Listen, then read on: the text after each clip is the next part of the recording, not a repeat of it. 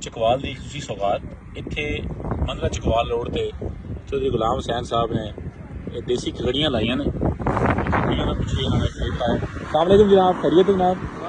भाई साहब क्या हाल है, खैरियत है जी? ठीक ठाक। अच्छा माशाल्लाह तुसी ये खगड़ियाँ पिछे उगाने भी हो ते नाल तुसी रोड ते रख के सेल भी करदे हो ते बड़ी खूबसूरत तुहाडी जनाब ये बड़ी देसी किस्म की ते बड़ी आला किस्म की खगड़ी है।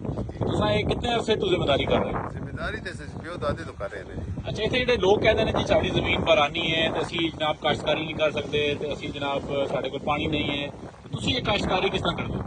ये सारी बिरयानी है जी, अल्लाह ताला जो बारिश दिंदा ना तो सारा कुछ हो वैंदा ना जी। अच्छा पानी वाली ਜਿਹੜੀ ਉਹ ਨਾਲੇ ਖੱਕੜੀ ਦੀ ਜ਼ੈਕੀ ਵਾਲੀ ਮਿੱਠੀ ਨਹੀਂ ਹੁੰਦੀ। ਤੁਸੀਂ ਹੁਣ ਦੱਸੋ ਤੁਸੀਂ ਪਹਿਲੇ ਕੀ ਕੰਮ ਕਰਦੇ ਰਹੇ ਹੋ ਤੇ ਹੁਣ ਕੀ ਕਰ ਰਹੇ ਹੋ, ਕਿਸ ਤਰ੍ਹਾਂ ਕਰ ਰਹੇ ਹੋ? पहले घर ही जिम्मेदारी कर दिया जी, फिर बाहर चला गया अबू ज़ैबी। ठीक है। तकरीबन 20 साल होते मेरे यहाँ। अच्छा 20 साल अबू धाबी रहे हो? जी 20 साल अबू ज़ैबी रहे बल्दिया में जो। ठीक है। हैवी ड्राइवर, उस बाद हैवी ऑपरेटर।